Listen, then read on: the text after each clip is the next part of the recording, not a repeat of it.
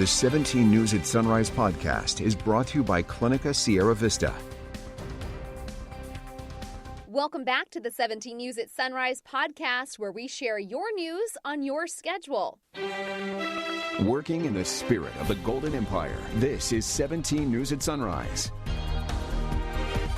And good morning here at 5 a.m. Good to have you with us. I'm Maddie Jansen alongside Ileana Capeyan, who's in this morning for Alex, as he is on the road, as you already saw. Yes, he's out there at Dodger Stadium. That's exciting. Yeah, he is going to have the time of his life out there. Let's go ahead and send it over to him once more this morning. Alex, are you in heaven? Yes, of course. This is blue heaven. I mean, that's what they call it here. And it is so much fun being here. As you know, I'm a huge Dodgers fan, lifelong. And this is so exciting because today is opening day for Dodgers here in Los Angeles. And what's great about today is not only is there a lot of excitement over the fact that this is going to be the season opener for the Dodgers here at Dodger Stadium, but they're also going to be able to get their World Series rings later today, which is also exciting. But there has not been a fan in this stadium in more than a year and a half, which is hard to believe. Of course, that's because of coronavirus, and that is all going to change today. It's going to look a little different. We're going to be talking about this all morning long, though. But as you can tell, it's Casual Friday for me, and I'm supporting the Dodgers, and I'm having a lot of fun in Los Angeles. So we'll check back in with you guys in just a little bit.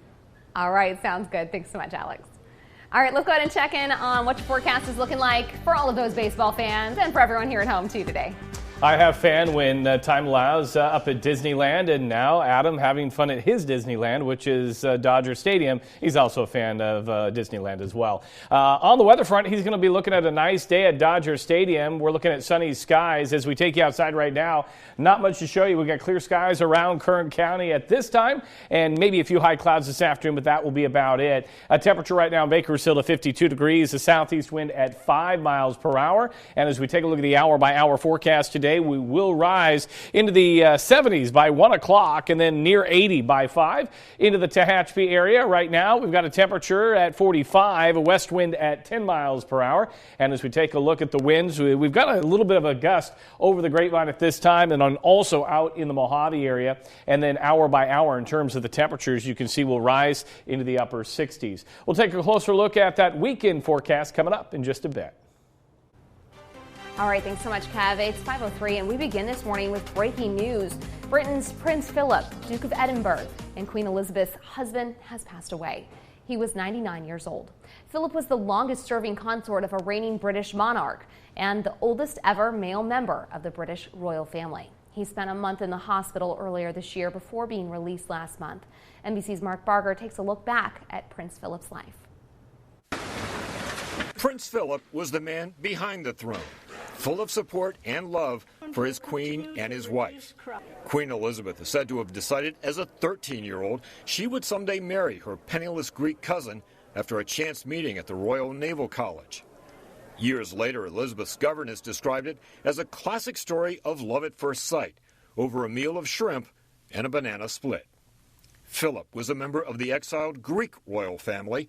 They pushed for a wedding as World War II was ending, but Elizabeth's father, the king, was not ready to let his little girl marry quite yet.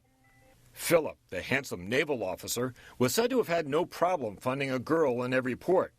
But as a man who ended up being the Queen's husband, his record shows many slips of the tongue over the years, which provided fodder for the British tabloids. During his more than 70 years as a British royal, Prince Philip pushed himself to the limits by attending official engagements and actively working for charities. In fact, he was criticized for working himself too hard and letting his health suffer. Philip was the man behind the scenes at Buckingham Palace, often suggesting and pushing through changes in the monarchy. Queen Elizabeth is said to have leaned on him more as she herself grew older and the world changed faster. He missed part of the Queen's Royal Jubilee in 2012 due to ill health that landed him in the hospital. And he had a series of other health scares in the years that followed. Prince Philip stepped down from royal public duties in 2017 after 70 years of royal service. He had hip replacement surgery in 2018, but recovered in time to attend Prince Harry and Meghan Markle's wedding. In 2019, he was behind the wheel of his Land Rover when it overturned after colliding with another vehicle. Soon after, he surrendered his driver's license. Prince Philip's death may be the toughest challenge Queen Elizabeth has ever endured. But the changing of the guard has occurred, and now the man behind the throne is the royal son, Prince Charles. Mark Barker, NBC News. And more breaking news here at home, where Kern County firefighters responded to a structure fire early this morning in downtown Bakersfield. The fire broke out just after 3 a.m. on 17th and D Streets. Several engines were on scene as firefighters battled the blaze. The fire appeared to be inside a home that was under construction, and several trash bins nearby also caught fire. It's unclear at this time whether there were any injuries in this blaze. 5:06 is your time now. Now to the latest on coronavirus news, and word that a variant of the COVID-19 virus is spreading across the Golden Empire. Kern Public Health says 6 cases of the B117 coronavirus variant have been detected in Kern County. According to the State Department, the variant is associated with about a 50% increased transmission and likely associated with increased disease severity and risk of death. However, it appears treatment and vaccines are still effective against the variant. As of Wednesday, there are 980 confirmed cases of the B117 variant across California. Meantime, the number of coronavirus cases in Kern continues to decline to the lowest levels in 11 months. 96 new cases were announced yesterday, although our average is much lower. About 45 people are testing positive per day. We haven't seen a daily case average this low since May 21st. We also learned of 5 more deaths yesterday. January was the deadliest month in Kern County, with 352 lives lost following the surge in cases after Christmas and New Year's. All 5 deaths reported yesterday are from March, which means public health has caught up from the deadly winter surge. State data shows 60 people are in local hospitals being treated with COVID-19 and 14 are in the ICU.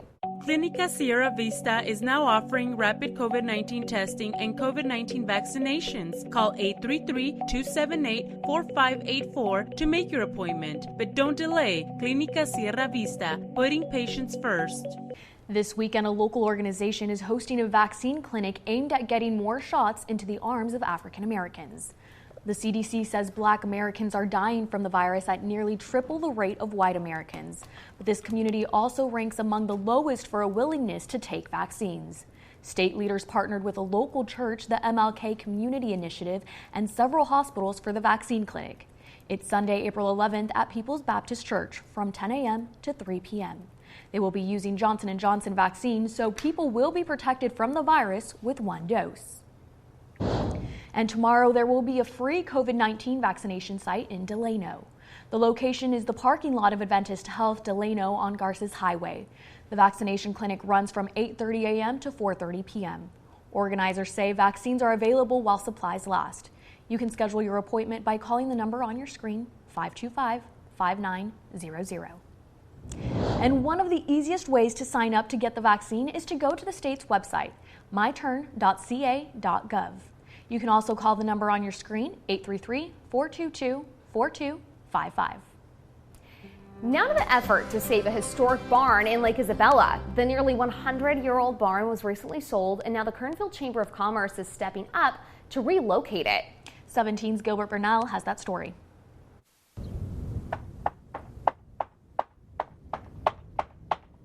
This barn was built by the Scover and McNally family in 1927. The owner sold the property, and now the new owners are no longer interested in the barn.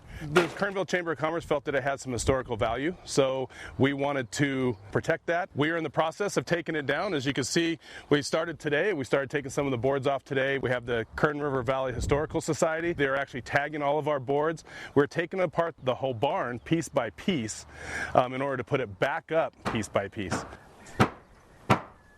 We had a whole bunch of people here taking the boards apart, numbering them, taking them off, and we're stacking them, and we're going to store them. It's going to take a little while. We're going to have a fundraising effort going on with the Kernville Chamber of Commerce to raise the money to be able to put a Scover and McNally barn to the McNally Arena.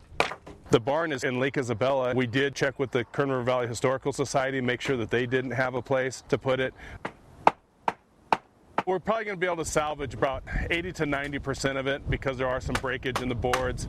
There's some big nails, some big rough cut beams in there that we were kind of surprised to see.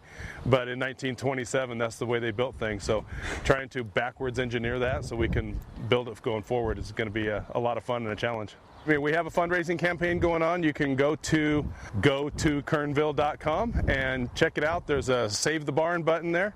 You can go on and make a donation and help us put it back up. And one of these days we'll have a big ribbon cutting out there, and we'll be able to showcase. It's going to be in a spot on that property where it will be the jewel of the arena. That was 17's Gilbert Bernal reporting. GET Business Watch is brought to you by Grapevine MSP Technology Services, the Valley's leading IT service provider. And in your 17 Business Watch this morning, Hall Ambulance has the door open if you want to save lives around Kern County. The ambulance service is accepting applications for its next Hall EMT Academy. Training starts June 15th. Hall Ambulance says the training can start you on a path to becoming an EMT in about 12 weeks. You don't even need to have EMT or healthcare experience. Just apply before April 30th on Hall's website, hallamb.com. We have reaction this morning to the 6 new gun initiatives that President Biden is proposing. Republicans say they're an assault on Second Amendment rights. Tracy Potts has a story, plus a look at what's happening at the border today. Maddie, good morning. Good morning, everyone.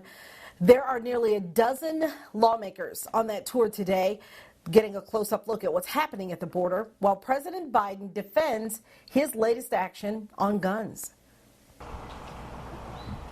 As families mourn 2 more mass shootings in South Carolina and Texas, President Biden's new executive orders on guns are getting the cold shoulder from Republicans. It hurts law-abiding Americans. It doesn't go after criminals. The White House says Biden's orders, more restrictions, more reporting, money for prevention, and new leadership at the Bureau of Alcohol, Tobacco, and Firearms don't replace action from Congress. This is an epidemic, for God's sake, and it has to stop. 2 bills on universal background checks are stuck in the Senate. Biden wants more: an assault weapons ban, liability for manufacturers. Brian Mulberger is a gun owner. His daughter died in a school shooting with one of the homemade ghost guns Biden wants to limit. To have that empty seat at the dinner table is just, it's unbearable, and I don't think anyone should have to go through it. Republicans also blame Biden's immigration policy for the pileup of unaccompanied children at the border. They can't control it. It's got to stop. Joe Biden needs to reverse this devastating policy. New video of a crying migrant child left alone in the middle of nowhere, drawing attention to the situation. More than 20,000 children are now in U.S. custody. 11 members of Congress are headed to Texas today. They're all Republicans, set to tour a detention facility today and then get a close-up look at part of the border wall. I'm Tracy Potts, 17 News. Working in the spirit of the Golden Empire, this is 17 News at Sunrise. The 17 News at Sunrise podcast is a production of KGET and Nexstar Media Group. For more on all of the headlines in today's show, head to kget.com.